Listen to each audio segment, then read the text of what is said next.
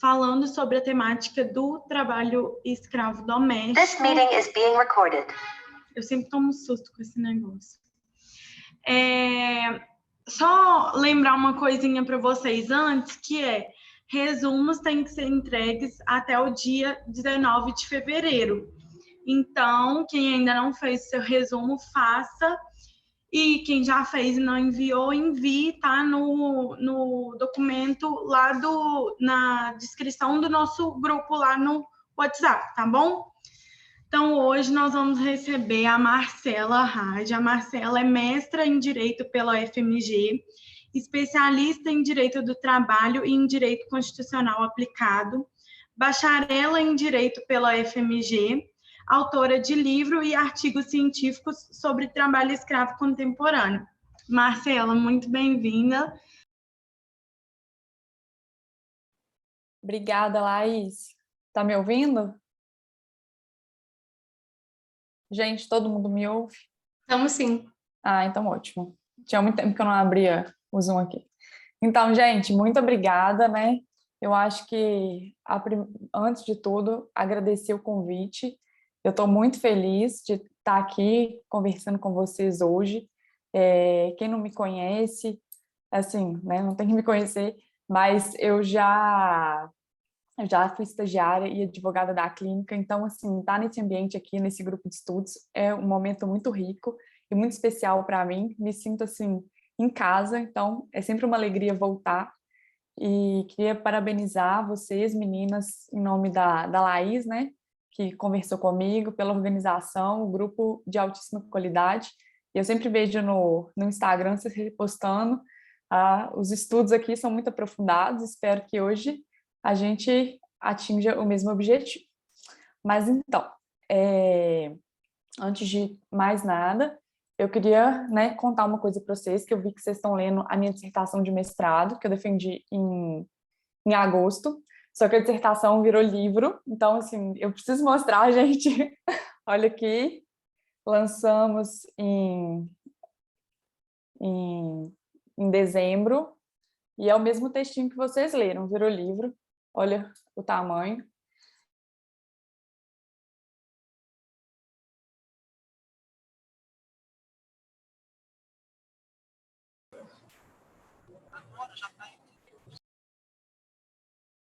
Que a gente chega lá. Travou o meu, gente? Ai, caiu. Travou, mas eu acho que agora voltou. Voltou. Aí a internet está... Eu vou desligar do meu celular aqui. Só um minutinho.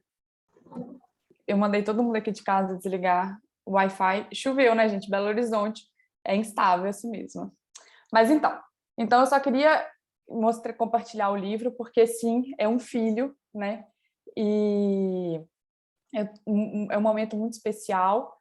E a gente trabalha duro, a gente chega lá, a gente vê essa conquista, faz tudo valer a pena. Então, se é o sonho de vocês, né, vão em frente e vale muito a pena no final. Eu vou colocar o mosaico aqui, que eu vejo todo mundo, não fico vendo só eu, porque dá uma agonia. Enfim, ele está disponível no site da editora.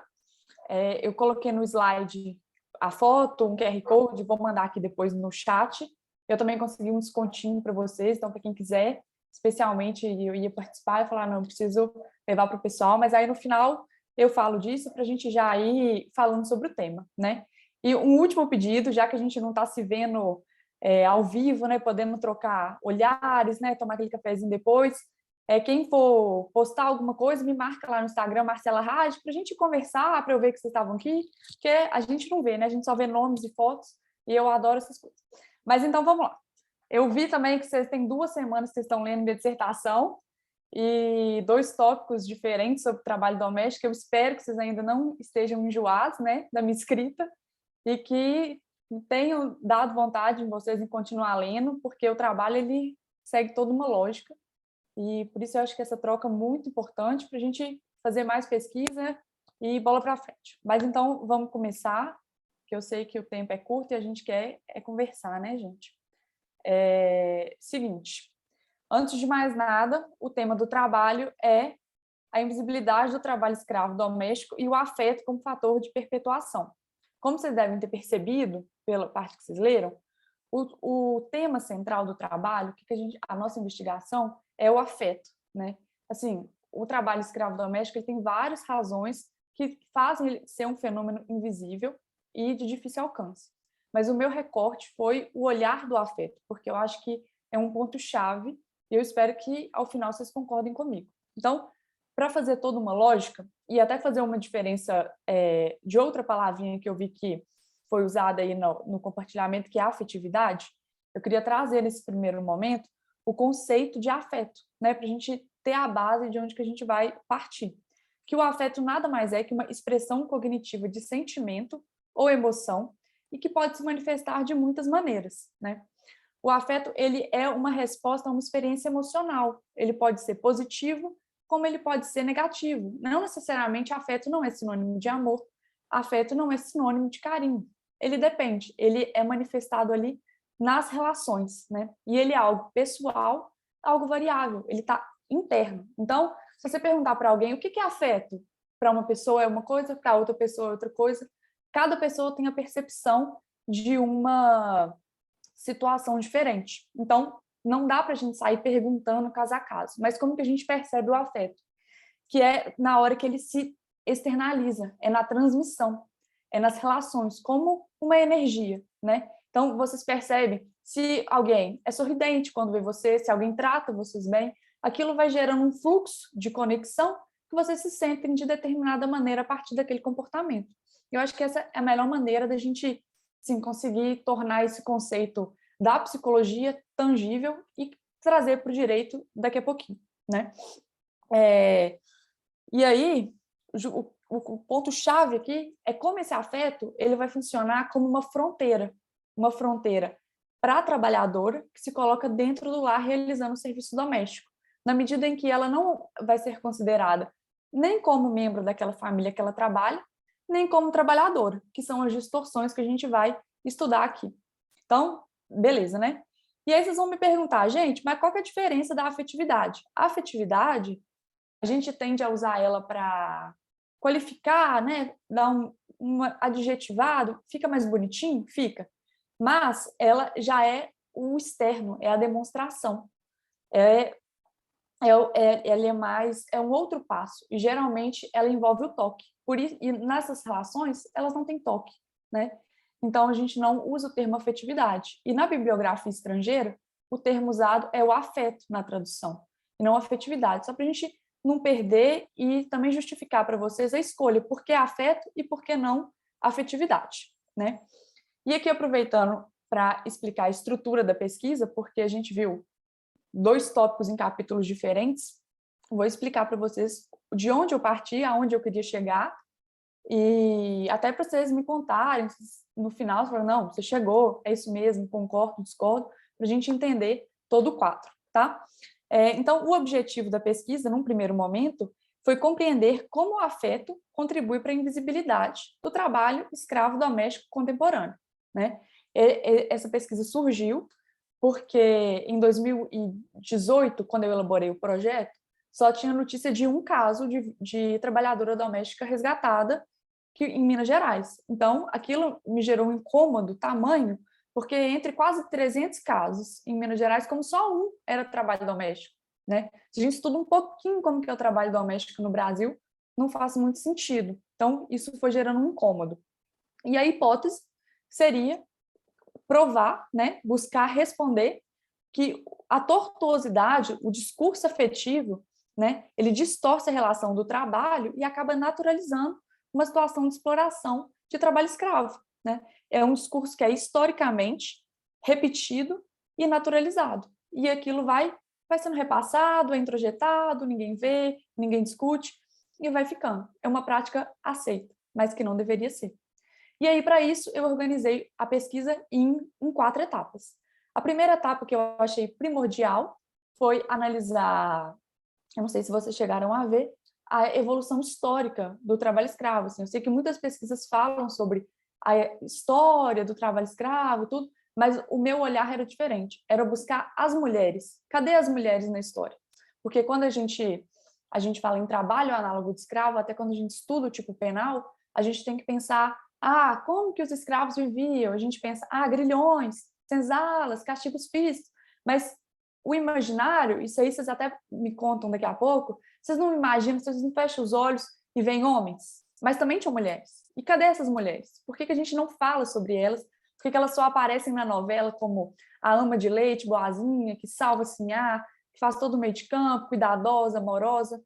Não era assim, né? E foi isso que eu busquei mostrar com essa análise histórica. Mostrar como eram as relações, a dependência, as violências, né? As trocas, como ali já tinha o afeto, a exclusão do seio familiar, e como isso perdurou com a abolição, com as relações privadas de trabalho, até chegar nos dias atuais. Então, isso foi um ponto 1.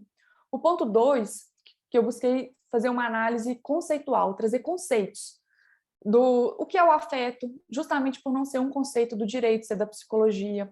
O que é o conceito de subalternidade, decolonialidade, que são termos novos que a pesquisa crítica vem incorporando, mas que não é tranquilo para todo mundo. Então, eu quis fazer um aporte teórico, pincelando os casos, para conduzir o leitor aonde que a gente ia chegar, para ir, dito feito, todos esses conceitos, passar para o capítulo 3, que foi o foco, o trabalho doméstico. Analisamos tudo de trabalho doméstico, né? A composição do setor, a remuneração e todas as relações que se dão entre patroas e empregadas, o aspecto da lei, como que a Justiça do Trabalho vê relações de trabalho doméstico e julga casos, né, graves que chegam. Então, esse aporte. Por quê? Para chegar no último capítulo, aí sim, com todas essas variáveis de antes, falar sobre o trabalho escravo contemporâneo, né? Juntando tudo, encadeando as ideias. E a partir dos poucos casos que a gente tem conhecimento, que foi um ponto que vocês leram, poder analisar como tudo se encadeia e mostrar, né, demonstrar a invisibilidade com todas essas variáveis. Então, só situando vocês, o primeiro tópico que vocês leram, ele está no capítulo 4, que é sobre o foco é o trabalho doméstico em si. Ainda não estamos falando de trabalho escravo, né? E o título foi Como o Afeto Subalterniza Trabalhadoras Domésticas, que foi da semana passada. E o que seria para hoje, que está no capítulo 5, que é sim o trabalho escravo doméstico, retratando a realidade, hoje, né? Os dados que a gente tem. Então, são capítulos diferentes, as ideias comunicam. Então, só quis trazer esse apanhado aqui para a gente ficar de olho, né? E aí, gente, falando sobre... Deixa eu só dar uma conferida aqui nos meus slides. Eu vou passar daqui a pouquinho. Eu não gosto de... Mas, se você quiser apresentar eles também, porque não está apresentando, não. Não, é porque senão a tela fica muito pequenininha e quando eu não sei o que vocês acham. Quando eu estou assistindo e a pessoa fica só no cantinho com o slide, eu fico um pouco incomodada, sabe? Porque já é tão distante. Então eu selecionei algumas imagens aqui para a gente passar pontualmente, mas não está na hora ainda não. Tô de olho aqui. E aí, gente, vamos falar do primeiro tópico, que era o de hoje, né? Os dados do trabalho doméstico. Como vocês puderam perceber, né? A primeira coisa, o ponto de partida é a escassez de dados, né? São poucos dados, são dados imprecisos, é um aqui, outro lá. Sim, não tem como afirmar que o número de vítimas que eu aponto ali no texto e que os dados oficiais relatam é o número de vítimas, um minutinho, que de fato existem no Brasil, porque isso não é, né? Isso aí, essa imprecisão já tem que ser a nossa primeira crítica, né? E a nossa segunda crítica é que esses dados, eles escondem a realidade, eles trazem essa invisibilidade que a gente quer mostrar. Então, partindo desse ínfimo percentual de casos, vocês percebem que eu fiz um levantamento, eu busquei, mesmo sendo poucos, porque quando eu comecei eu tinha conhecimento de 2017, que foi o caso da trabalhadora de Rubim, que está até, inclusive, num livro da clínica, esse aqui, ó, eu não sei se vocês já viram ele aí no grupo de estudos, tem um capítulo que é esse livro, que foi aqui que ele foi descoberto, essa pesquisa, e Então, fui buscar. Então, diferentes fontes de dados. Não, Quais? mas a Michelle, ele comprou um. Oi? Foi na Angel. Acho que alguém tá com o microfone ligado. De pé. Angel é mais tarde, gente. Mas aí, voltando. As fontes. A primeira, o Ministério do Trabalho, que é quem realiza os dados oficiais, que realiza as inspeções do trabalho, que é o principal, assim, o primeiro dado, o dado que a gente sempre acha quando joga no Google, que até 2020 tinham 12 casos. 12 casos.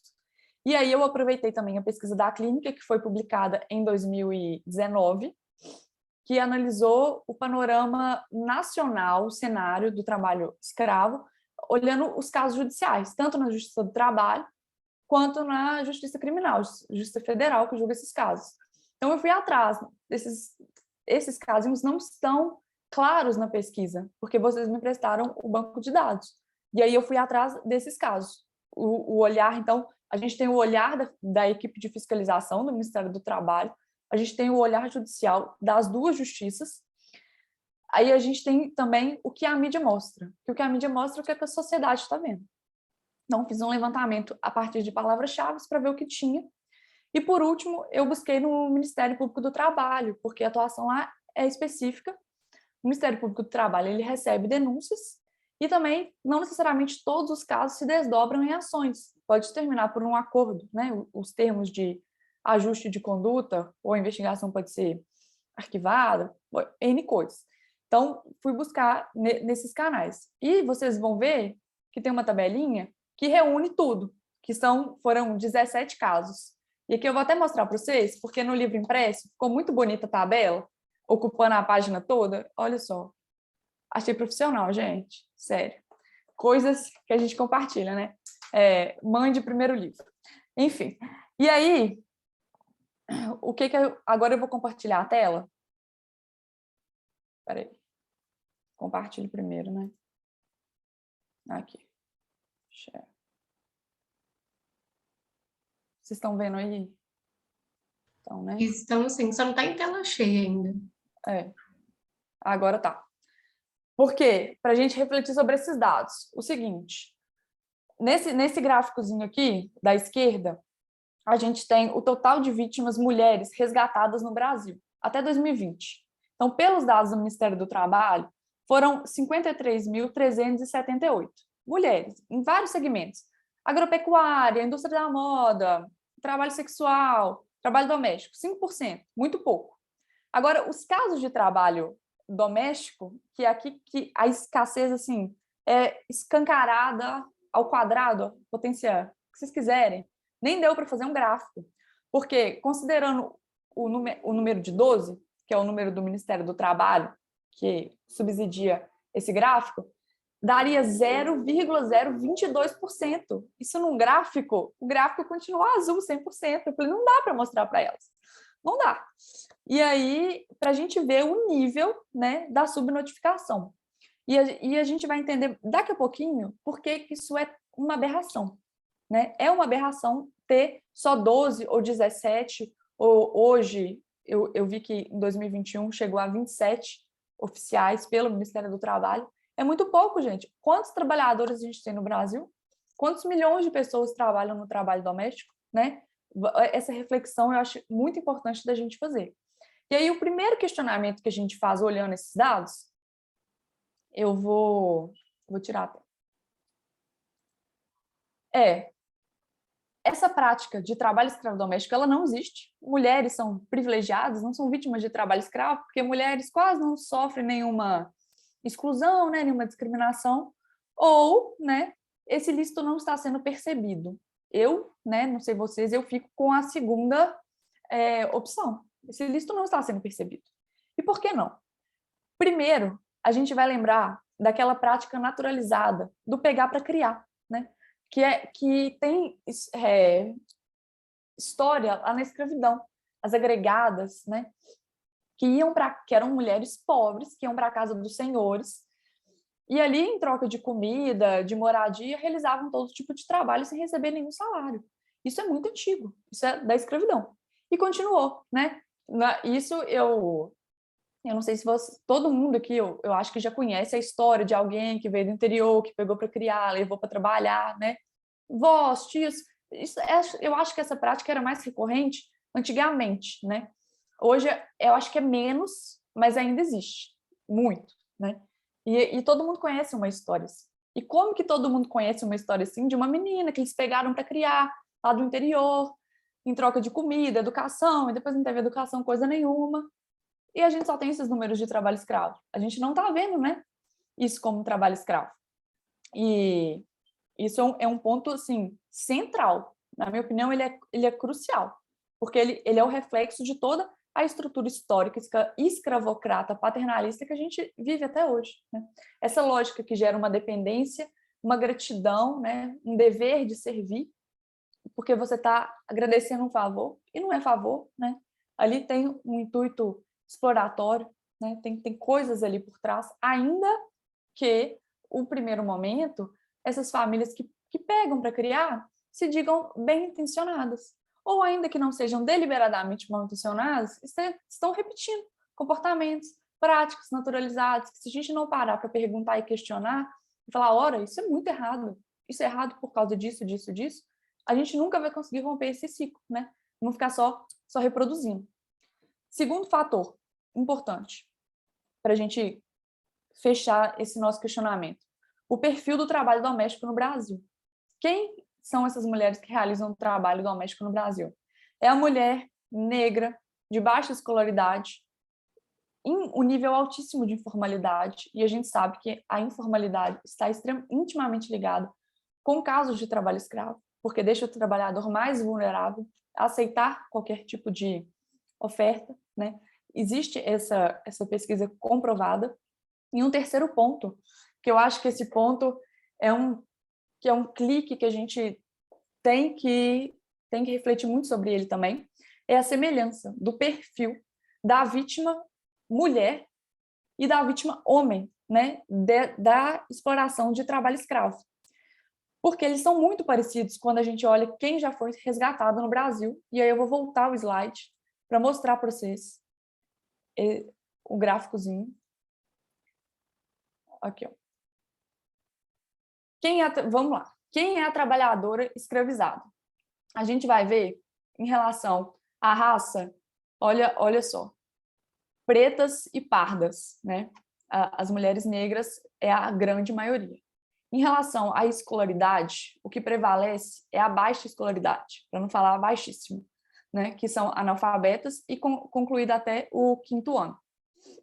E aí tem a análise geográfica e também tem a análise etária. As idades são muito parecidas, né? E agora, esse é o cenário das mulheres resgatadas. Aqueles 5% que eu falei no início, lembra? Que é bem pouquinho. Agora, os homens. Os homens. Quem é o homem escravizado? Escolaridade. Praticamente a mesma coisa das mulheres. Analfabetos e até o 5º ano. É o que prevalece. E a raça, de novo. Pretos e pardos. Homens negros. É o que prevalece. É o alvo, né?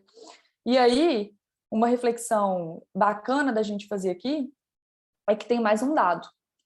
Essas mulheres que foram resgatadas, elas foram aqueles 5%. Estou falando dos 5% daquele grupo, eu não trouxe o número aqui, a maioria, 75%, foi encontrada na agricultura, né? Que é um setor em que os homens prevalecem. Então, a gente ainda pode falar assim, uai, então as mulheres só são resgatadas quando elas estão exatamente naquele cenário fazendo a mesma coisa que um homem faz? Por que a gente não vai em setores onde as mulheres estão? Qual que é a dificuldade de alcançar essas mulheres? E tem mais. Isso aqui nem está na dissertação, não, mas a gente vai discutir sobre isso, que eu acho muito importante. Quando a gente olha esse perfil de mulheres, né, que não são... A gente chega, por exemplo, tem uma fiscalização, já teve caso disso. E eu acho que para a gente fazer esses questionamentos. Chegou lá na fazenda. Aí tinha as mulheres que trabalhavam diretamente na agricultura. Tinha as mulheres que ficavam a cargo da cozinha, né, fazendo mais o trabalho de cuidado ali naquele acampamento, que ainda tinha. Já teve caso da equipe de fiscalização chegar e não resgatar essas mulheres, para entender que elas não estavam ali na atividade produtiva. Então, isso aí, a gente tem que dar um passo na discussão para a gente lembrar aquela divisão, aquela classificação do trabalho doméstico como não produtivo, porque ele acaba gerando mais um nível de subnotificação, mais um nível de subalternidade, mais uma desigualdade entre homens e mulheres, porque não é considerado trabalho. Então, não é trabalho. Então, trabalho escravo, não tem que ter trabalho para resgatar? Não é trabalho, não resgata. Então, isso é mais um agravante. E aí, comparando esses dados, eu acho que essa conta não está exatamente nesse tópico que vocês leram, mas foi um clique que eu tive escrevendo. Por exemplo, se a gente pegar na agropecuária, existem X homens empregados na agropecuária. Desse X, X tem Y, a porcentagem Y, que são escravizados. Beleza. Se a gente fizer essa proporção e transpor para o trabalho doméstico, em relação ao número total da população empregada no trabalho doméstico, essa fração, vocês entendem a matemática? Tá difícil, é difícil até de explicar, né, gente? Gente humanos, teria que ser equivalente, né? Porque as condições das vítimas são tão parecidas. Então, se a gente fizesse essa conta, esse número de 17 aí que eu falei para vocês, ele tinha que ser 31,5 vezes maior. Então, ele tinha que ser 536. A gente tinha que ter hoje para bater, né, fazer a lógica. A gente sabe que a vida, né, não é lógica, não segue essa matemática certinha. Mas, minimamente, teria que se aproximar desse 536. E aqui eu vou trazer umas imagens para mostrar para vocês o trabalho escravo do homem e o trabalho escravo da mulher. Pra vocês perceberem as semelhanças, tá bom? Aqui são homens, né, resgatados. Eu acho que são cenas comuns que a gente costuma ver em apresentações, a carvoaria, o meio rural, né, muito sofrido, sujo, um ambiente degradante, né, comendo ali na palha. Isso é o que a gente está acostumado a ver. Mas né, a gente olha, é uma coisa assim, que é difícil descrever e falar assim, é degradante por causa disso, disso, disso. Salta aos olhos, né? Eu acho que são casos que as imagens falam mais do que as palavras, né? Que estão na lei, que estão nas resoluções, nas decisões, é isso. Só que as mulheres também são vítimas de trabalho escravo. E, inclusive, essa senhora aqui da esquerda, ela foi uma das vítimas resgatadas. Brasil 2017, né? Olhem para você ver a semelhança, né? Uma mulher negra, né? A gente vê ali a classe social grita, né? A classe pobre. A gente percebe as vulnerabilidades, né? Salta aos olhos. E aqui, do lado do direito, é uma cena que remete ao trabalho infantil, trabalho doméstico infantil, que a gente sabe que o trabalho doméstico infantil ele é um embrião do trabalho escravo, né, hoje, né, na fase adulta. Esse dar para criar, a pessoa fala assim, não vou dar para criar, vai lavar, vai passar, aí quem sabe estuda, come melhor, né? A gente tem que lembrar que essas meninas dadas, elas também estão numa posição social de extrema carência, né? Para chegar num ponto desse da família fazer essa entrega. Que aí a gente pode fazer outra discussão, né? É uma falha estatal de entregar direitos sociais para essas crianças que levam a esses cenários. Mas aqui a gente já não está falando disso. A gente já está falando do outro grau, já foi explorado, né? Vamos resolver essa mazela aqui. E aí, a pessoa cresce nesse ambiente de servidão, né? Cresce sem infância, cresce sem lazer, cresce sem saber quem é, sem saber que pode outra coisa. E aí os danos são inúmeros, né? Nos casos de resgates recentes, a gente vê que as mulheres já idosas, elas não têm a menor condição, né, de se inserir na sociedade. Elas não têm a menor condição de tomar uma decisão, de ir numa padaria comprar um pão, de pegar um ônibus. Não tem, porque não desenvolveu essa inteligência emocional. Sofreu muitas violências ao longo da vida, né? Isso aí é uma grande discussão também para a gente trazer para um movimento pós-resgate de trabalhadoras domésticas, né, vítimas de trabalho escravo, porque é muito mais grave, né, a situação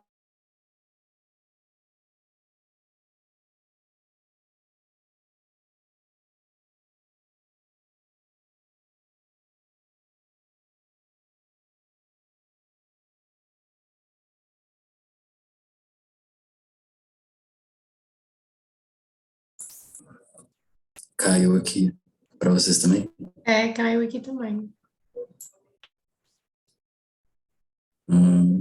Será que a gente espera um pouquinho, ver se volta? Vamos esperar, acho que já deve voltar. Aí, eu acho que ela tá falando. Marcela?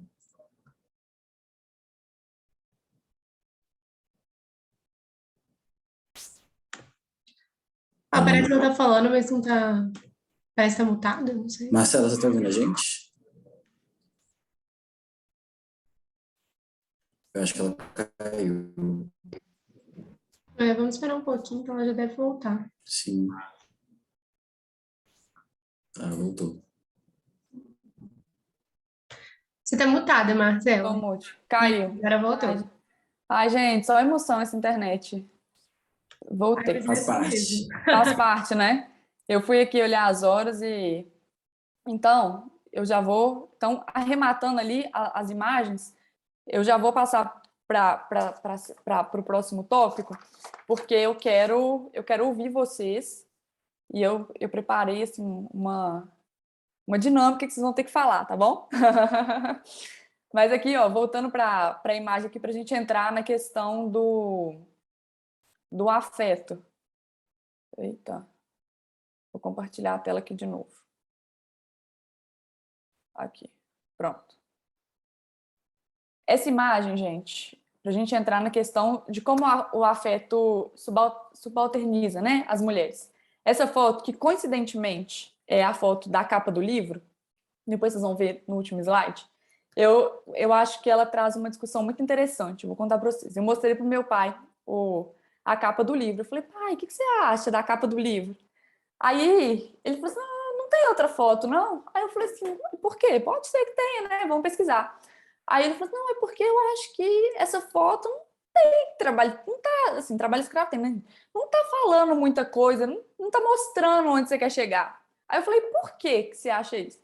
Aí ele falou assim, não, porque essas mulheres, elas estão ali todas no mesmo ambiente, bordando, parece que elas são amigas, não parece que elas são escravas? Aí eu falei, opa, bateu no ponto. É essa imagem mesmo, porque ela mostra exatamente, né, essa invisibilidade que eu estou querendo mostrar e toda a discussão. Eu falei assim, é um ótimo ponto de partida, né, para a gente mostrar. Só a capa já diz o que a gente quer mostrar. Depois eu fui fazer essa análise e vi que eu já tinha salvo essa imagem em outros momentos, né. E aí, o que a gente vê? A gente, um resumo do resumo aqui, para a gente ganhar tempo. A gente vê nessa imagem todas as hierarquias que a gente estuda, né? De gênero, de raça, de classe, que são veiculadas no discurso afetivo, né? São essas mensagens, essas barreiras são veiculadas e são invisíveis. A gente não vê. Não necessariamente é o que eu digo, né? O afeto, ele não é aquilo que é dito necessariamente. Ele é o que é sentido. E ele é sentido de diversas formas, como ele é externalizado, né? Nessa relação, nessa troca. São gestos, são símbolos, né? São limites na relação. Isso a gente vê no trabalho doméstico hoje, que num grau maior, né, agravado, se repete no trabalho escravo doméstico, quando a gente vê os casos de resgates. Mas aí, especificamente nessa foto, que se a gente atualizasse esses personagens, não seria difícil encontrar pessoas, né, para colocar nessa imagem. A partir dos casos que a gente conhece, a gente claramente vê uma hierarquia. A mulher branca está posicionada acima, ela está sentada na cadeira. As negras, as escravizadas, estão no chão. Parece que elas estão fazendo a mesma coisa, né? Mas provavelmente ali tem uma noção de mando. E certamente elas sabem que elas não são amigas da Sinhá. Existe um limite, né? Existe a diferença. Elas estão ali na sala, fazendo talvez a mesma atividade, mas elas não percebem, não pertencem àquela sala. Tanto que na hora que acabar aquela dinâmica, provavelmente uma vai ser chamada para cuidar da criança, a outra para servir o jantar, e aí vai. E essas criancinhas vão crescer nesse ambiente, entendendo que elas também devem servir, tal qual suas mães, e isso vai se reproduzindo, né? Tanto que tem abolição formal da escravidão, a escravidão não acaba, porque são os mesmos corpos realizando os mesmos tipos de trabalho, até hoje. E eu acho que esse é um ponto chave para a gente discutir, né? Então, tem uma parte do trabalho que eu pego uma pesquisa que uma pesquisadora, não teve jeito, gente, entrevistou várias trabalhadoras sobre o que era ser empregada para ela, né? Que era ser trabalhadora doméstica. E ela fala, para mim, é ser útil, é ajudar. O que é isso? É servir, né? É estar disponível para a vontade, para a necessidade do patrão ali o tempo todo. E aí é um ponto que a gente tem que falar assim, por que você acha isso? De onde vem isso? E aí são novamente, essas hierarquias de gênero, classe e raça que se arrastam. É um legado, né, colonial, que a gente fala que é a colonialidade, que hierarquizou, organizou os corpos nessa dicotomia, né? Eu, outro, homem, mulher, negro, branco. E é o que organiza a nossa sociedade até hoje, né? E aí, um tópico que eu queria destacar, eu queria citar para vocês, recomendar um documentário que chama Mucamas. Eu vi que vocês assistiram Domésticas, mas assistam também o Mucamas, que é muito bom. Ele foi produzido por filhas de trabalhadoras domésticas, né, empregadas domésticas, que elas contam, assim, numa clareza, essa percepção, né? Não, claro que elas vão falar o afeto, subalterniza. Não, um minutinho, gente. Mas elas contam exatamente como elas não são amigas da patroa. A patroa fala, trata bem, aqui, mas não é amiga, não é amiga. Existe um limite. E quais são esses limites, né? Os limites, a gente vê, primeiro, os limites espaciais da casa. O que uma empregada, o que uma trabalhadora doméstica faz na casa? Onde ela fica? O quartinho de empregada, né? É muito simbólico. Tem essa segregação, não é à toa, né? Não senta na mesa de jantar, não senta no sofá, não liga uma televisão.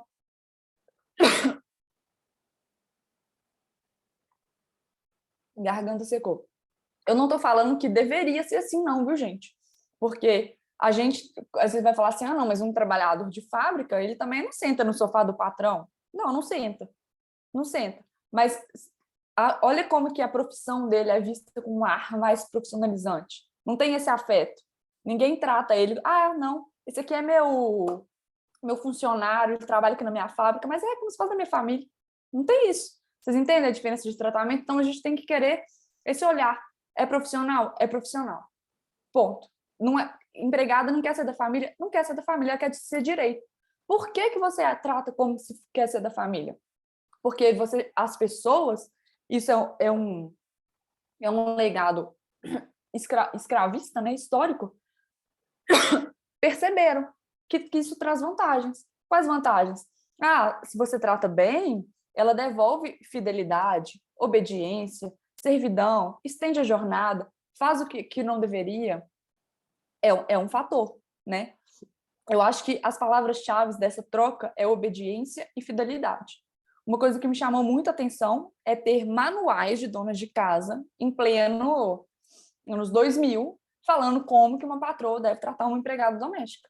Que você deve tratar bem. Gente, tratar bem, todo mundo trata todo mundo bem, né? Não é vantagem nenhuma. Tem que tratar bem, né? Não é para tratar mal, mas não é para distorcer o afeto. Vocês entendem? O problema não é tratar bem, não é ter consideração, é distorcer para explorar, para negar direitos. Eu acho que o ponto-chave de tudo que a gente pode sintetizar é esse, né?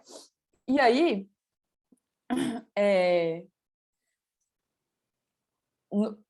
fazendo a transposição para o trabalho escravo doméstico, quando a gente vê essa naturalização da posição de servir dessas mulheres, quando a gente coloca num cenário aquele discurso, é quase da família, a gente tem que lembrar do papel da mulher na família, né? Porque está atribuído ao dever de cuidado.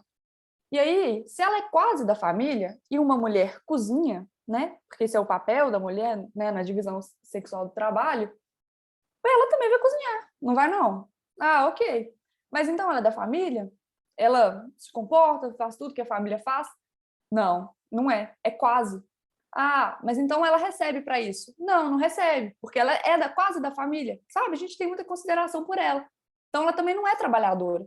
Então essa pessoa, ela fica no meio ali daqueles dois mundos. Não é da família e também não é trabalhadora. Ela tem todos os direitos negados nos dois campos. Então isso faz um dano surreal na subjetividade dessa pessoa. E a exploração macro, porque ninguém consegue perceber o tanto que o discurso do quase da família, da consideração, vai formando camadas, né, na dinâmica. E ninguém percebe. Ela não se reconhece como trabalhadora, ninguém ao redor reconhece ela como trabalhadora, né?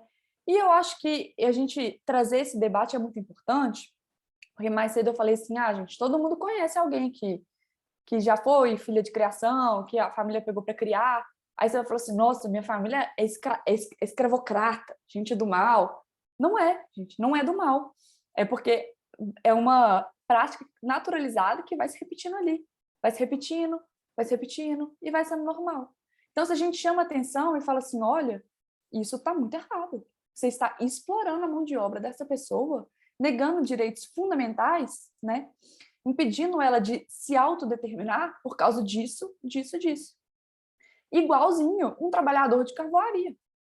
Então, a gente consegue romper. Quando a gente consegue questionar, a gente consegue romper.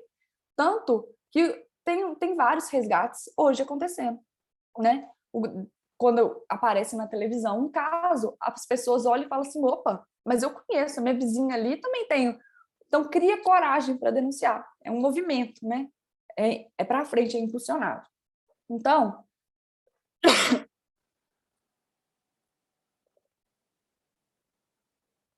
o próximo ponto, são 7h20 já, mas eu já vou abrir para vocês,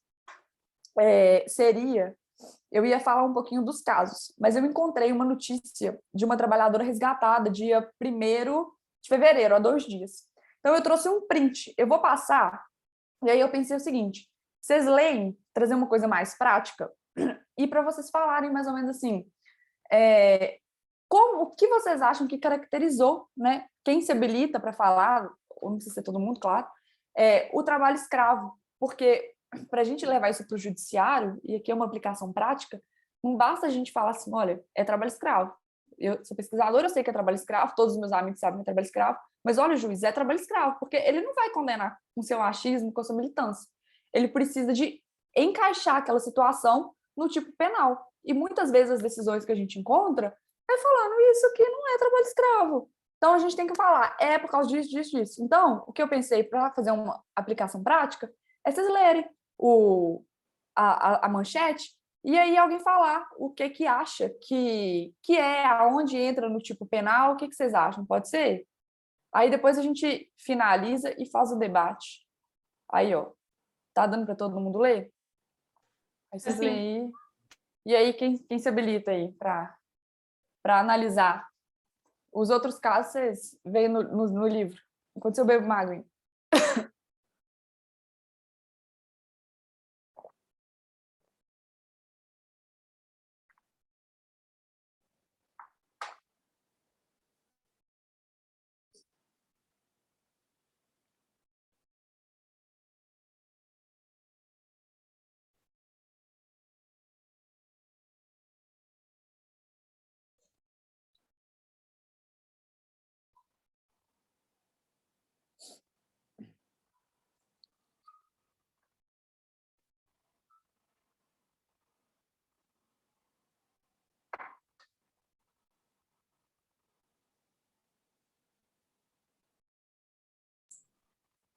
Pessoal, a Mari mandou aqui no chat, quem quiser se manifestar de forma escrita também pode, mas seria mais legal se Gente, fala aí. oralmente, né? Se vocês quisessem abrir o microfone.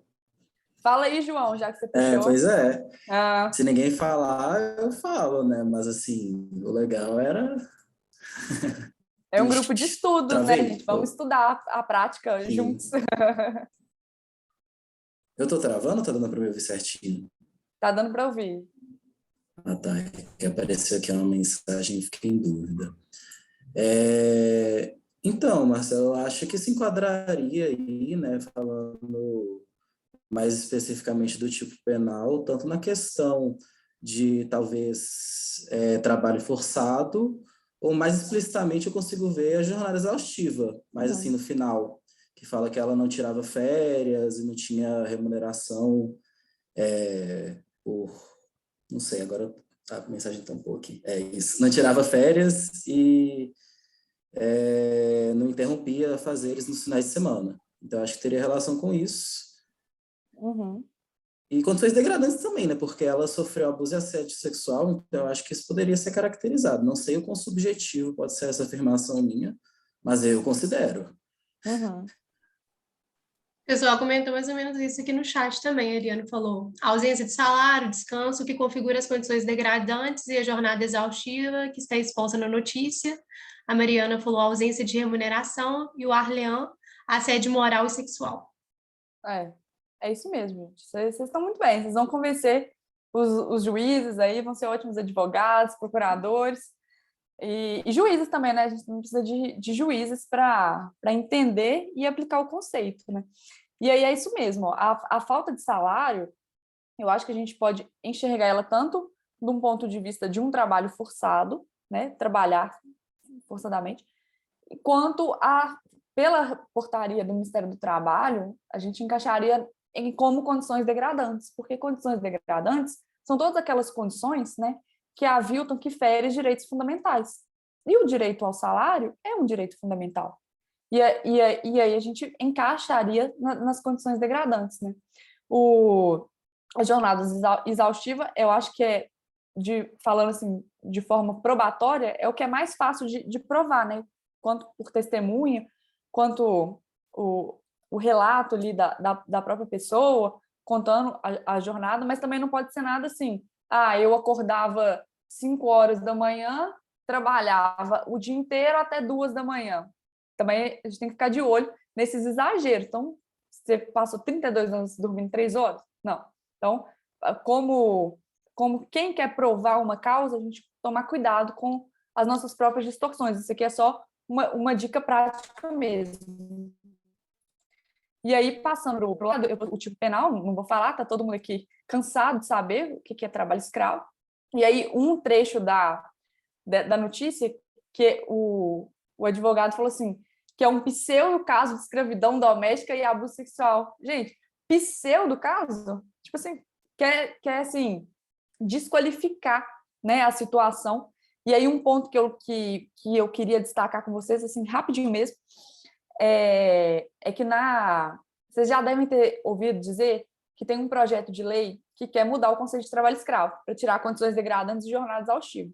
Então, nesses debates parlamentar desse projeto de lei, um dos deputados falou assim, não, se a gente deixa o trabalho escravo do jeito que está conceituado aí, daqui a pouco vão falar que trabalho doméstico, as condições que o pessoal trabalha aí, o quartinho que dorme é trabalho escravo.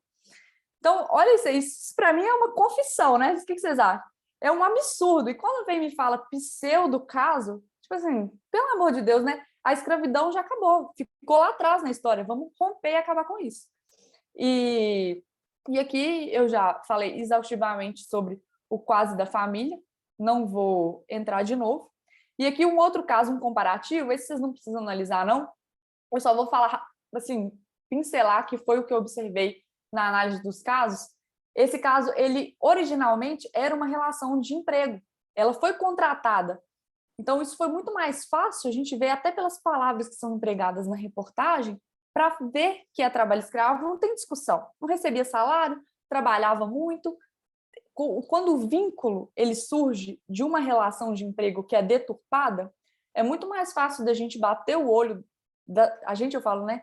Todo mundo, as autoridades, o Estado, bater o olho e ver o trabalho escravo, do que quando nasce numa relação afetivo-familiar.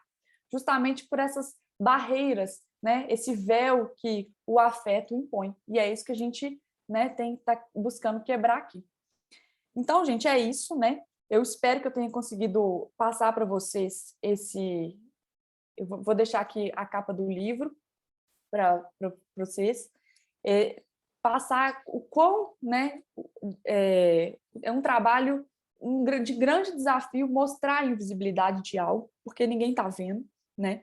E a gente tem que olhar, né? A gente tem que ter essa sensibilidade, essa empatia de olhar além, né? Olhar além dessa gratidão, suposta gratidão, desse suposto acolhimento dessas pessoas, o que está por trás, né? Que é o deturpar o vínculo, né? A má-fé ali, o dolo de explorar, de negar direitos. Eu acho que se daqui para frente a gente conseguir ter esse olhar em casos que não parece, eu acho que assim é missão cumprida. E cada vez mais conseguir alcançar mais mulheres que com certeza estão aí nesse Brasil em condição de invisibilidade. E eu acredito, né, piamente que a gente faz isso contando histórias, ouvindo histórias, porque tudo se repete, né? A gente parece que é um caso isolado aqui, um caso isolado aqui, mas quando a gente vai analisando, botando no papel friamente, a gente vê que tem um fio condutor, né? Seria um grande serial killer que repete esses atos em diferentes casos. Então é isso. Queria agradecer assim, de coração a participação. Quero ouvir vocês, a gente vai continuar conversando, mas só não quero tomar muito mais a fala. O livro está aqui, a capinha dele que eu mostrei. Eu fiz esse QR Code, quem quiser só apontar que vai direto para o site da editora.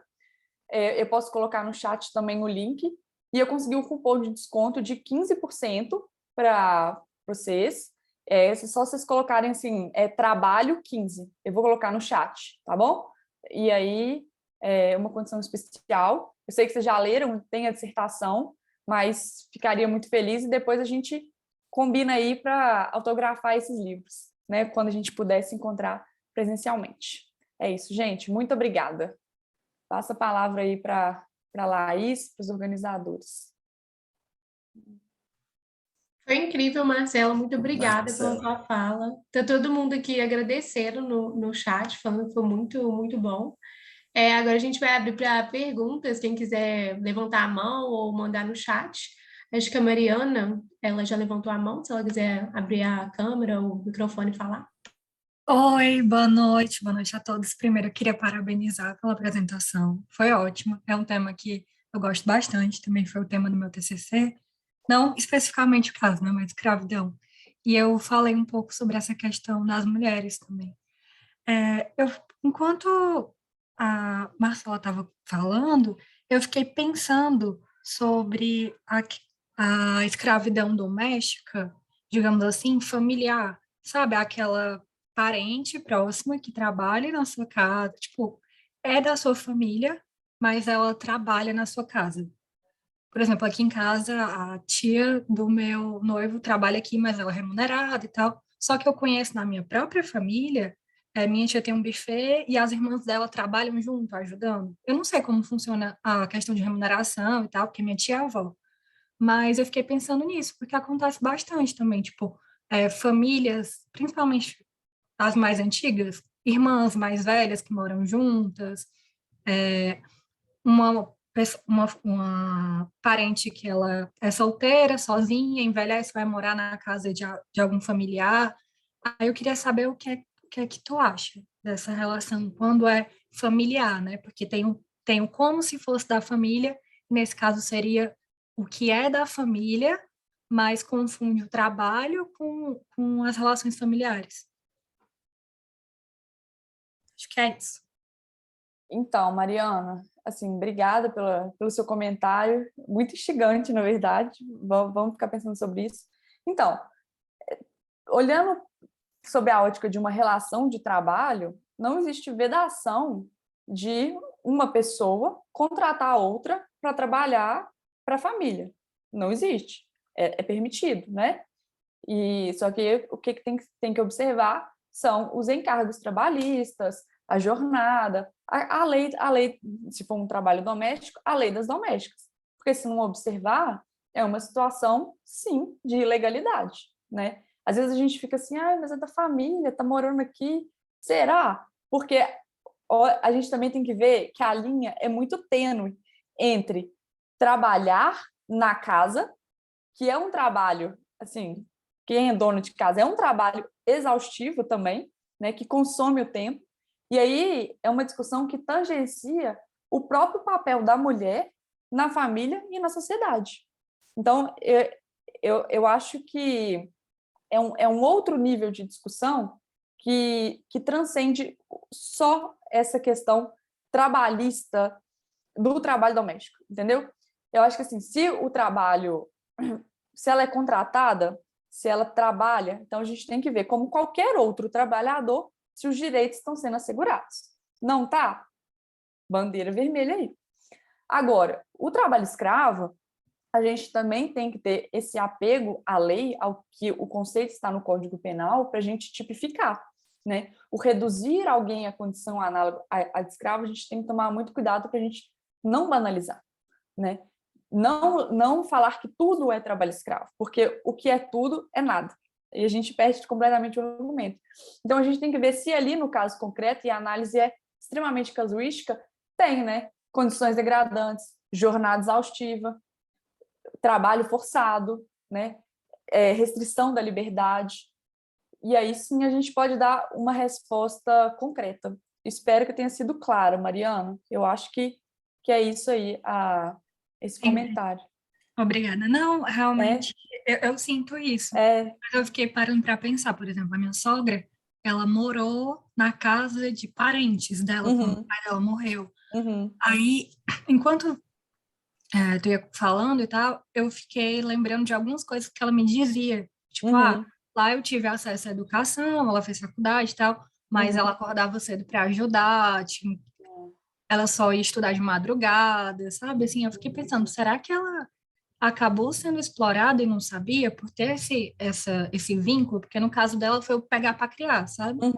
Pegou para criar, e eu fiquei pensando, porque eu sinto muito na fala dela, sabe? Ela fala da família dela, fala saudosista, né? Tipo, de algumas pessoas, mas de vez em quando também, algumas situações que ela descreve são muito pesadas, e eu fico pensando como isso não afetou a cabeça dela. Hoje ela é uma idosa, né?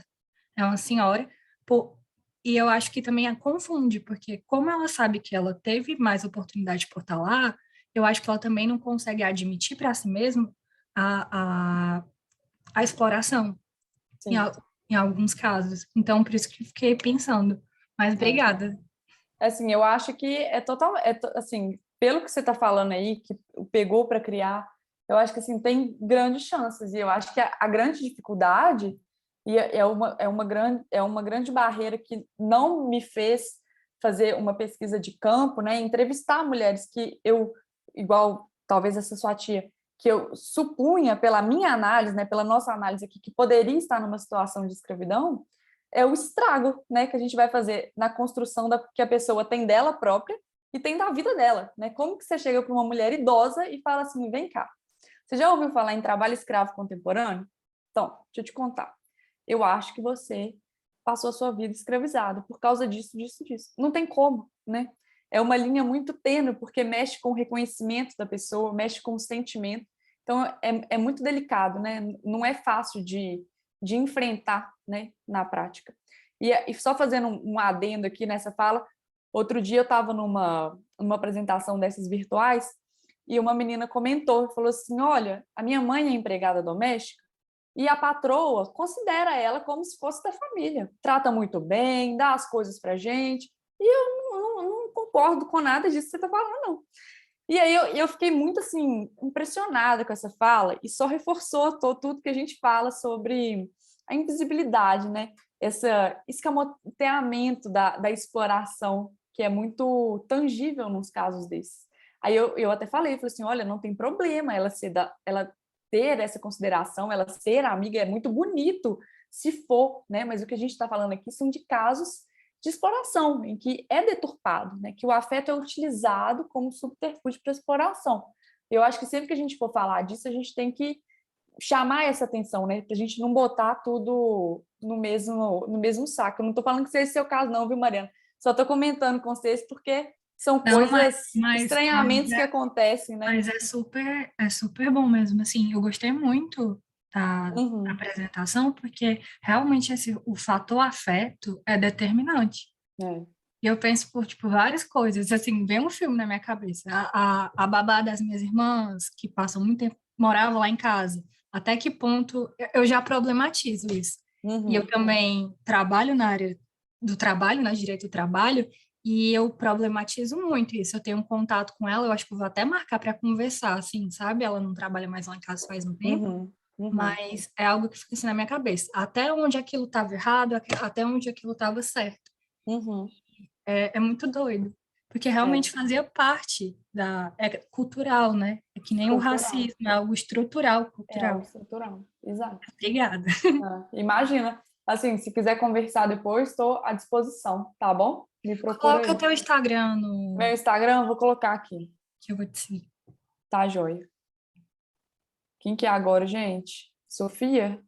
Eu não sei se vocês fizeram uma... Marcela, Oi. a Sofia está com a mão levantada, mas eu vou aproveitar, deixa, para fazer a pergunta que foi escrita no chat pela Jaqueline, e eu acho que ela fez antes da Sofia levantar a mão. Tá, joia. Eu Aí ia até você- olhar o chat, mas tô olhando aqui o vídeo, mas pode fazer. Não, é Agradeço a complicado ajuda. acompanhar tudo ao mesmo tempo, imagina. Então, eu vou fazer a pergunta da Jaqueline, e aí depois a Sofia pode fazer a pergunta dela e você responde as duas, pode ser? Pode, combinado. Tá certo, então. Lendo aqui. Pergunta, professora, todos esses elementos, jornada exaustiva, trabalho forçado, servidão por dívida, etc., formam o conceito de escravidão contemporânea ou se trata de um conceito em construção? E agora, Sofia, se você quiser abrir o microfone para falar, sinta-se à vontade. Boa noite, gente. Tudo bem? Boa noite, Marcela. Parabéns pelo seu trabalho. Assim, seu texto é um texto muito bom de ler, muito mesmo, assim, muito bem escrito, muito instigante. E ele despertou em mim assim umas reflexões jurídicas. Eu sou advogada, advogo na área trabalhista, mas muita reflexão social mesmo, assim, né? De recuperar memórias assim de coisas que eu presenciei na infância e que presenciei tendo contato com outras pessoas. Mas um dos pontos assim que me causou muito incômodo, e tem muito a ver com o tema de hoje, né, que é relacionado a dados, refere-se ao fato do afeto nas relações domésticas, como ele é tratado nas decisões na Justiça do Trabalho. A naturalização da exploração com base no afeto, que é que muitas vezes nem é real, mas eu sei que esse não é o ponto da sua pesquisa. Você até fala isso, tem uma frase sua que você fala, não é isso que a gente está estudando aqui, se o afeto existe de fato ou não. Mas como que é diferente assim, o olhar da Justiça do Trabalho sobre o escravo contemporâneo na indústria, na construção civil, em comparação ao trabalho escravo contemporâneo doméstico, né? Assim como a fiscalização também é diferente, né? Você abordou essa questão, tem mais fiscalização onde há homens, né? E depende também de denúncias, né? Por que há mais denúncias nessas outras áreas e não há tantas, né? O que inviabiliza, inclusive, inviabiliza a gente ter mais dados sobre, né? E me choca, assim, porque no texto anterior que a gente leu, você fala de algumas decisões da Justiça do Trabalho, de fundamentos utilizados por juízes, e por que se utiliza algo que a gente trata como uma coisa tão pessoal e subjetiva, que é o afeto, como um elemento para descaracterizar um vínculo trabalhista, né? O vínculo, porque assim, para se reconhecer que tem um trabalho escravo, você tem que reconhecer primeiro que tem um vínculo trabalhista ali. E aí já se impede, com base no afeto, o reconhecimento do vínculo, né? E quando, assim, na verdade, a gente tem a previsão legal tanto do que é o vínculo trabalhista, e são critérios objetivos, assim como você tem um tipo penal também ali, lógico, tem um espectro, né? Assim, você pode interpretar de várias formas, como você disse, né? Então, assim, o afeto virou para mim, a impressão que eu tenho, um excludente de direitos trabalhistas, né? Como que tira a natureza trabalhista de uma relação que tem previsão legal, tem amparo legislativo, embora tardio, que se pensar que a lei complementar de 2015 é um absurdo, e se tem afeto, não é uma relação jurídica que gera direitos e deveres, né? Uma coisa muito absurda. E eu entendo assim a fragilidade que você falou dos abusos, né? Que pode levar a banalizar o assunto, mas é um malabarismo argumentativo muito absurdo, assim, e eu falo com conhecimento de causa porque eu já vi muita audiência de pedido de reconhecimento de vínculo de empregado doméstico, e juízes fazem perguntas, assim, muito minuciosas, mas você não queria? Mas você não tinha esse tipo de relação com eles? Assim, tudo para descaracterizar o vínculo, dá para ver. Então, para colocar o afeto como essencial, né, para não reconhecer a exploração. E para mim, a impressão que dá é que o afeto dá o direito de explorar, né? E eu fico pensando, a quem que interessa isso? Porque isso não é por acaso, né? O Poder Judiciário é composto por gente, né? Por chefes de família, pela classe média, né? Interessa a quem compõe o judiciário, quem está analisando ali, a quem legisla, né? A quem compõe ministérios, o reconhecimento, assim, em massa de vínculos, né? De reconhecer todas as relações, assim, e geralmente são relações muito antigas, né? Interessa a essas pessoas criar essa moda, né, de reconhecimento de vínculo, né? Interessa que se questione tanto sobre condições de trabalho, né? Tudo é exploração. É a mesma coisa de quem falar tudo é racismo. Sim, tudo é racismo. E tudo é exploração, gente. Tem coisas absurdas, assim, pessoas que ficam deitadas em colchão, né? A pessoa não tem ali o direito à desconexão, que a gente diz no direito do trabalho, né? Na pandemia, por exemplo, houve MP sobre formas de aliviar os empresários dos custos financeiros decorrentes de isolamento, fechamento de comércio, etc. Em todas as MPs, eu acompanhei todas, inclusive a Lívia fez lives, né, com a Tatiana, e tudo, todas. Teve polêmica se era aplicável à doméstica. Em todos os casos, houve essa polêmica e era uma urgência para resolver a questão das indústrias, da construção civil, né, do empresariado em geral, mas não teve uma urgência para resolver a situação das domésticas, né? Porque resolver a situação das domésticas, nesse caso, é atingir a sociedade de forma direta, a classe média em especial, que cria uma dependência absurda do trabalho doméstico, né?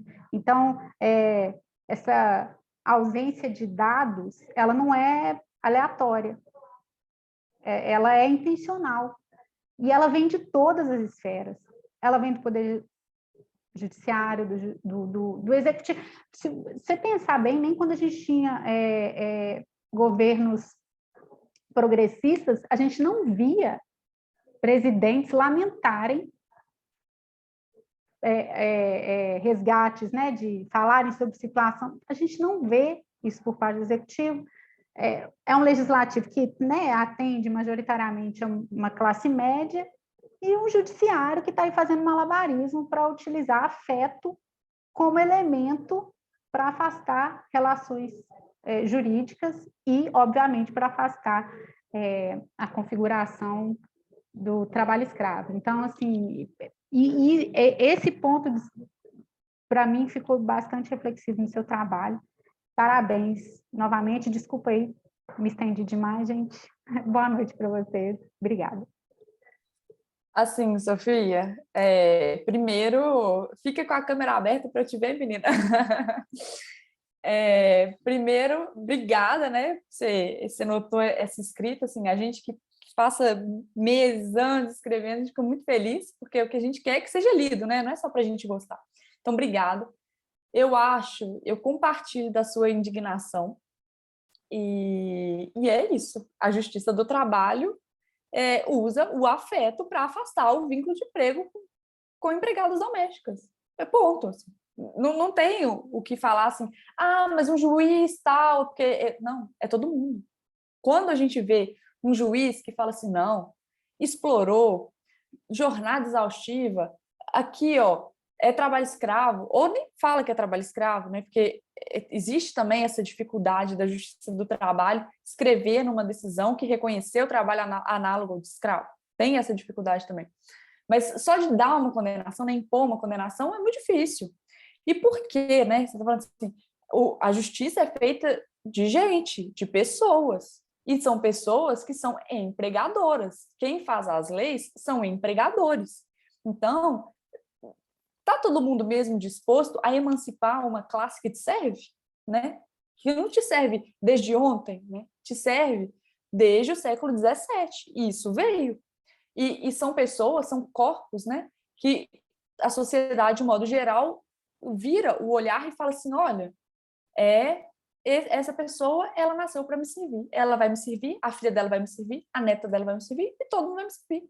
Então, é uma coisa estrutural, enraizada mesmo, sabe, Sofia? E eu concordo com você, não tem esforços para mudar, né? Quando a gente vê a lei das domésticas, o bafafá que foi, o que é aquilo, gente? Aquilo ali é direito básico, fundamental. E o pior da lei das domésticas é que puxou os direitos para baixo, né? E depois ela foi utilizada para a reforma trabalhista, puxando também todos os trabalhadores. Então, às vezes a gente olha assim, não, né, esse conceito de classe, não, ali são as domésticas, deixa, não me atinge, todo mundo é trabalhador, né? Essa dificuldade de alcançar, de estender direitos, porque o fato de ter, eu acho que é essa grande virada de chave, sabe? O fato de ter afeto, de estar dentro de casa, ainda que seja alguém da família, isso não afasta o vínculo de emprego. Onde que está? Cadê os 5 requisitos? Está tirando qual para falar que não tem vínculo? Não está. É viagem, né? É justamente para não reconhecer, para não assegurar direitos e para manter privilégios, né? Para manter essa estrutura, né, da sociedade que é racista, patriarcal e machista. E sempre vai ser, né? Se continuar assim, sempre vai ser. Né? Então, é essa reflexão que a gente tem que fazer. Eu fico muito feliz que tenha causado em você esse instigamento, né? Esses pensamentos mesmo, porque é daí que a gente vai para frente, que a gente reflete, né? Que a gente abre os olhos. E quando a gente vê uma decisão, eu acho que o que a gente tem que fazer é um trabalho de formiguinha mesmo, sabe? Quando a gente vê uma decisão que reconheceu, a gente tem que pegar essa decisão, colar na parede, juntar em todos os processos e fazer jurisprudência, porque quando a gente faz, a gente obriga, né, manualmente, um trabalho operário, né, o judiciário. Olha aqui, se você reconheceu aqui, você vai reconhecer aqui também. É todo mundo igual. Eu acho que é isso, essa mobilização coletiva e o olhar de todas as pessoas, né, da sociedade. O vizinho, a tia, a própria pessoa que vai contratar, para melhorar, né? Porque nós aqui não somos escravocratas, nós não escravizamos ninguém. Espero, né, gente? Vamos lá. Mas todo mundo aqui, né, eu acredito, e tem ou já teve uma diarista, uma empregada doméstica, e aqui também a gente tem que ter a empatia e a autocrítica. Esses gestos, esses simbolismos, os afetos que a gente usa, a gente trata bem por quê? Que a gente trataria qualquer pessoa bem? O que a gente quer? A gente quer fidelidade, a gente quer estender a jornada, a gente quer estender o trabalho. Por que a gente dá uma coisa usada? Por que a gente não dá uma coisa nova? Não merece? Então, essa autocrítica, a gente vai se melhorando e vai melhorando todo mundo à nossa volta, que aí vai chegar num ponto que eu sei que é muito otimista, né, muito poliana falar isso, mas vai chegar uma hora que a única opção é ir para frente, é romper, né? Eu acho que se a gente conseguir internalizar essas digressões no nosso dia a dia e com as pessoas que a gente convive, a gente consegue tirar, né, um balanço positivo disso. Eu acho que é isso, né? Espero que tenha respondido aí, Sofia. E aí, gente, a pergunta da Jaqueline, antes que eu me esqueça, a Jaqueline perguntou sobre condições degradantes, jornada exaustiva, se isso é um conceito em construção. Não é um conceito em construção, não, Jaqueline. Na verdade, eu diria que é um conceito em desconstrução. Por quê? O conceito está tipificado, né, no Código Penal, a gente fala de trabalho, relação de trabalho, mas o conceito de trabalho escravo, no Brasil, ele está no Código Penal, no artigo 149, e lá tem todas essas elementares que a gente fala, né? E para configurar o crime, qualquer atividade, basta um ato, basta condições degradantes, jornada exaustiva, não precisa ter tudo. Isso está tipificado. E o recheio disso, falar assim, isso aqui é condições degradantes, existem portarias do Ministério do Trabalho que regulamenta isso e que dá um norte, né, para a atuação da fiscalização, do judiciário também, sem contar a doutrina, né? Então, esse conceito, ele existe, é o que temos. E por que em desconstrução? Porque não raro, né, o nosso legislativo tenta golpear e tirar desse conceito o coração dele, que são condições degradantes e jornada exaustiva, que é o que mais tem hoje. Ninguém amarra ninguém para trabalhar, não. Coloca nas condições precárias e vai. Então, É isso. Por isso que a gente tem que ficar de olho nessa atuação do legislativo que tenta esvaziar. Por que também tenta esvaziar? Aqui só um adendo, porque, eu não sei se vocês sabem, o artigo 243 da Constituição prevê a possibilidade de expropriação de terras, onde foi encontrado trabalho escravo. E aí vocês podem, né, pensar, sem muito esforço hermenêutico, quem que tem grandes terras, que tem trabalho escravo, que concentra dinheiro? Não está no legislativo? Não tem uma relação íntima? Então, é interessante esvaziar o conceito de trabalho escravo, porque vai que isso pega, vai que isso vai aplicado, vão perder terras. E aí, entrou dinheiro, acabou. Então, o conceito existe, está positivado, e existe uma grande tentativa de esvaziamento, que a gente tem que ficar de olhos abertos e críticos. É isso. Respondida às duas. Nossa, Marcelo, depois dessa fala de agora, né, eu, assim, respondeu maravilhosamente bem, ambas as perguntas, foi até além. Gostaria de agradecer, né, pela sua presença aqui hoje e só fazer algumas pontuações sobre o encontro mesmo, né, porque, assim, o tema me interessa particularmente muito e eu não conseguiria encerrar o encontro de hoje sem que eu pudesse falar uma coisinha, né, dar uma comentada sobre alguns pontos, né. Bom, primeiro eu queria falar sobre os trechos, né, da sua tese que a gente colocou, né, o pessoal, os monitores do grupo, né, em geral, eu e as meninas, para que o pessoal lesse nos encontros, né, no encontro passado e nesse. E foi justamente isso que você falou, né? A gente queria colocar uma coisa do afeto, e não necessariamente do trabalho escravo doméstico, né? Mas é porque justamente essa concepção toda de afeto, de cuidado, as noções que a gente construiu, né, que foram construídas de carinho, como é que elas contribuem para invisibilizar o trabalho escravo. E a segunda parte, né, mais foi para tentar evidenciar isso de uma maneira mais prática, assim como você fez e como você explicou agora há pouco. Queria deixar o elogio, assim, a sua pesquisa foi incrível, eu estou procurando ler ela inteira, confesso que ainda não consegui finalizar, mas já li grande parte e estou achando fenomenal, sua escrita é muito boa.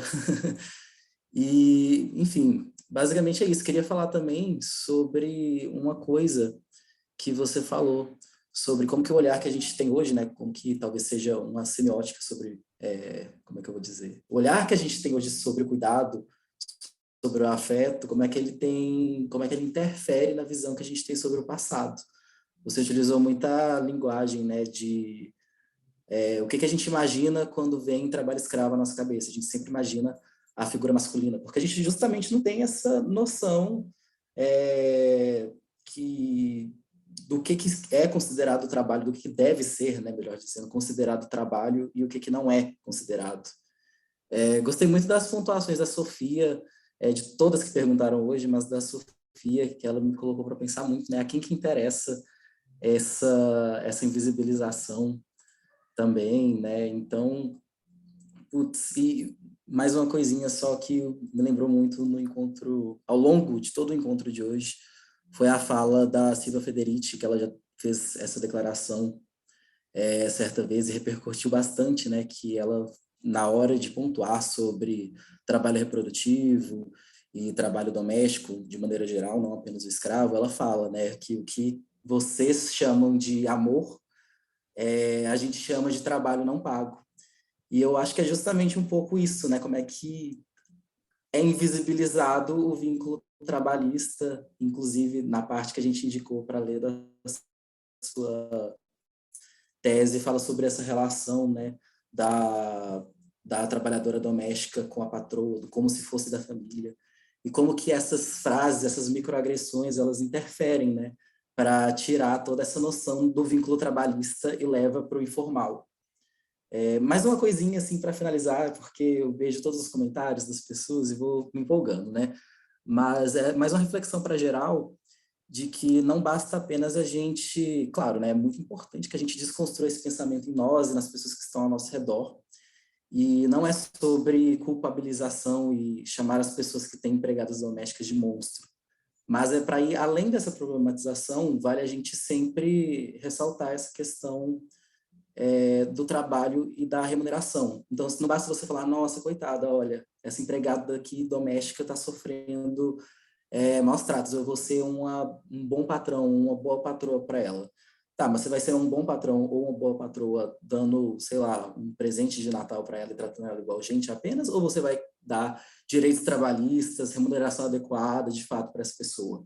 Porque o que importa, no final das contas, é propiciar o trabalho digno, né?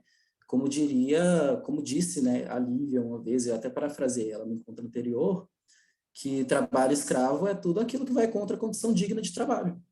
Então, você está preparado, de fato, ou preparada, de fato, para dar condições dignas de trabalho para essa pessoa que está nessa situação de vulnerabilidade?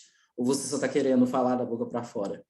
Então, é mais essa reflexão que eu gostaria de provocar.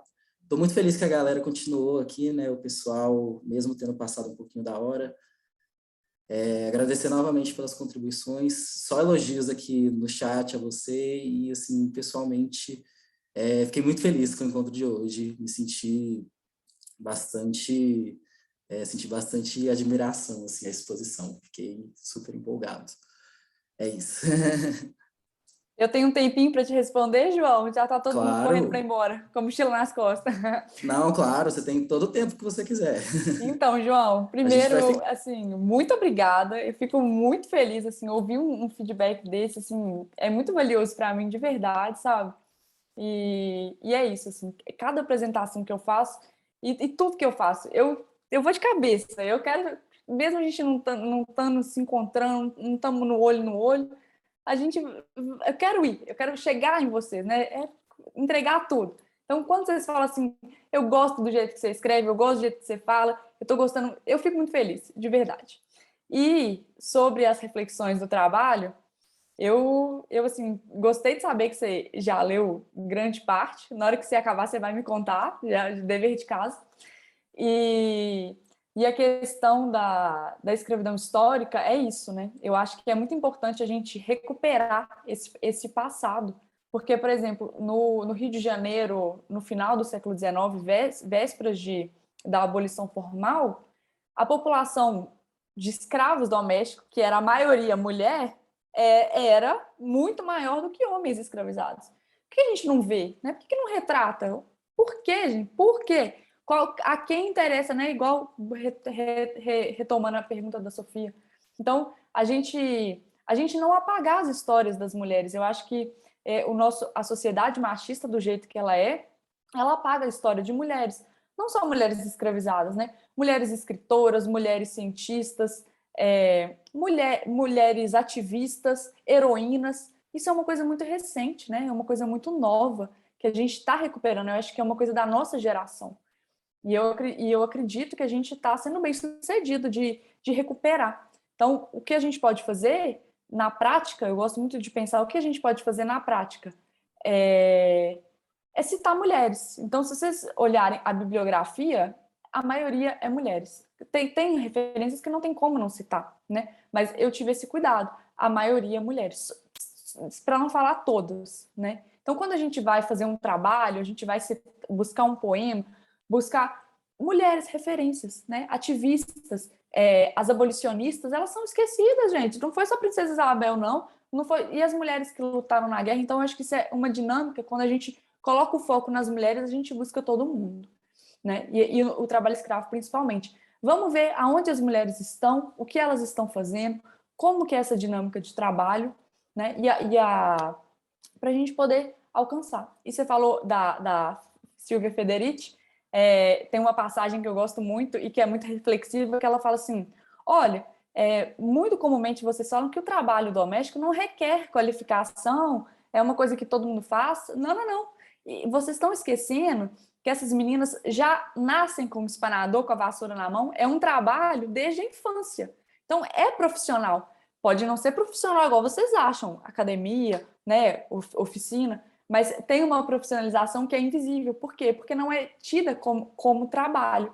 Então, quando a gente olha esse olhar, a gente consegue valorizar o próprio trabalho doméstico, que eu acho que a remuneração, ou achar que é favor, está muito relacionado com isso, né? Não ver que é trabalho. Ah, qualquer um faz, eu faço, é para sobreviver. Não, tem que valorizar, tem que profissionalizar, porque só assim a gente consegue, talvez, né, que ainda ficam todos os estereótipos, toda a herança que é arrastada, a gente consegue tratar em pé de igualdade, né, assegurar direitos. E é isso, né, é assegurar direitos. Não é dar presente, não é falar que é da família, não é convidar para sentar na mesa, nem para a festa de aniversário. Ninguém quer isso, né? As trabalhadoras domésticas sindicalistas, elas falam, ninguém quer isso, não quer ser de suas famílias, não. Elas têm família, gente, hello, não quer. Quer direito, salário, hora extra, é para fazer hora extra, tem que pagar, respeitar a jornada, respeitar o básico, a dignidade, que é o que está na Constituição, né? Que é o que todo mundo quer. E aí é isso, né? Eu acho que essas são as últimas contribuições aí que eu posso acrescentar à sua fala, e agradecer mesmo os comentários, agradecer os comentários de todo mundo. Eu tô aqui olhando para ver se eu não esqueço de ninguém, então assim, não dá tempo de simultaneamente agradecer um por um no chat, um comentário, porque eu tenho que olhar para a tela, mas assim, agradeço cada um e me coloco, gente, vocês que estão aí estudando, fazendo pesquisa, me coloco inteiramente à disposição para ajudar, tá? Deixei meus contatos aí e estou à disposição mesmo. Eu sei que é importante ter alguém à frente, ter alguém que abre o caminho, que dá uma dica, tira uma dúvida. É isso, estou à disposição e espero que gostem de verdade da dissertação. Pode mostrar para todo mundo, tá bom? E me ajudem aí na divulgação do livro, meu bebê. Vou ficar muito feliz. Mandem para quem vocês acharem que tem interesse. E estou sempre aqui aberta para voltar, para a gente conversar mais e debater, porque é muito proveitoso. Saio daqui enriquecida com essa troca, podem ter certeza, tá bom? Muito obrigada. Ai, maravilha, a gente que agradece, Marcela. E não queria falar não, hein, mas já vi pessoas no grupo do WhatsApp lá da clínica, do grupo de estudos da clínica, falando que já compraram o livro. Então, Ó, que beleza! fica aí a notícia. Ah, muito feliz. Para Me você marca no ver que Instagram, a hein, gente? divulgação aqui está pesadíssima. Muito bom. Isso aí. Então, deixar aqui os últimos avisos, né?